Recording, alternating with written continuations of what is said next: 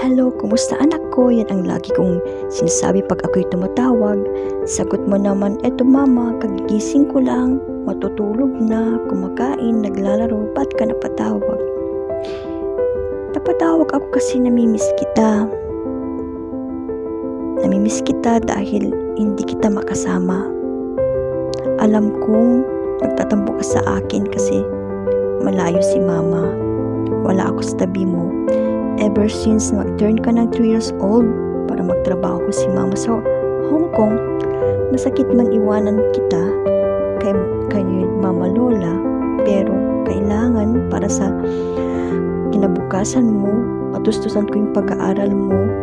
So sorry for not having your dad sa tabi mo, kasama mo ngayon kasi sa nangyari. Only wish ko sa'yo na kahit ganun ang ginawa ng tatay mo, thankful to him kasi nasilayan mo itong mundong ito.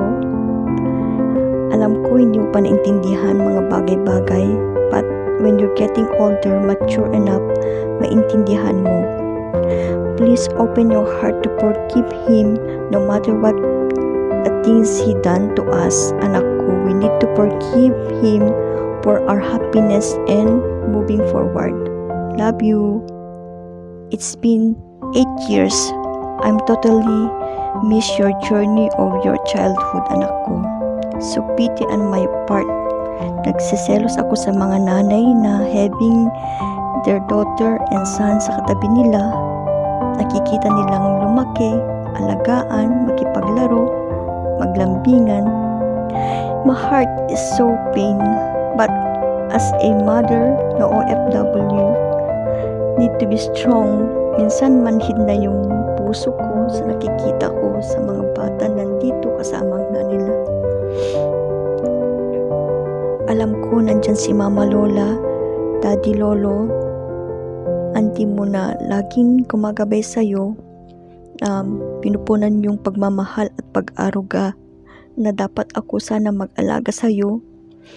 Be thankful anak ko sa kanila, mahalin mo sila. Huwag pasaway sa kanila kasi mahal na mahal kanila, kaya ganyan na inaalagaan kanila. Pinagsasabihan, sana magpakabait ka sa kanila. Love na love kanila anak ko. Be good girl ha. Ako yung nanay mong disiplinado, stricta na sabi mo pa madamot ako pag may hinihingi kang mga bagay. Anak Joash, ayoko lang yung masanay ka sa lahat ng gusto mo ay maibibigay agad-agad. Need to learn na maging simple lang ang buhay.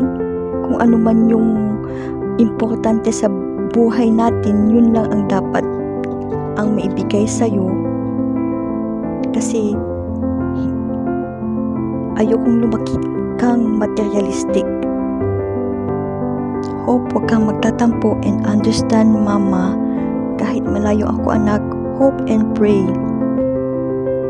Uuwi ako, makapag-ipon lang para pang business natin.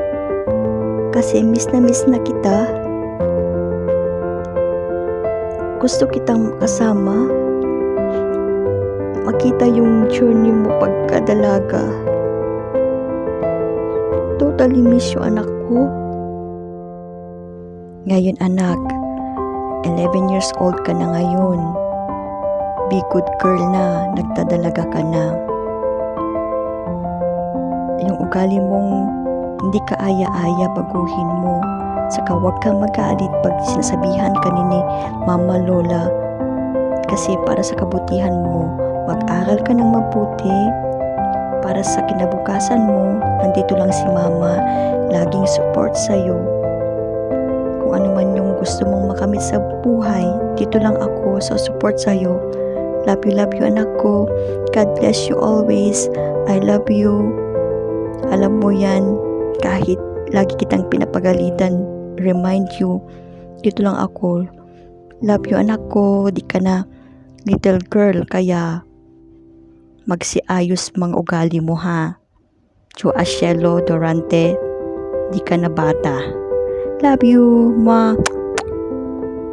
Happy birthday! Happy birthday to you! Happy birthday, Pangit! Love you! God bless!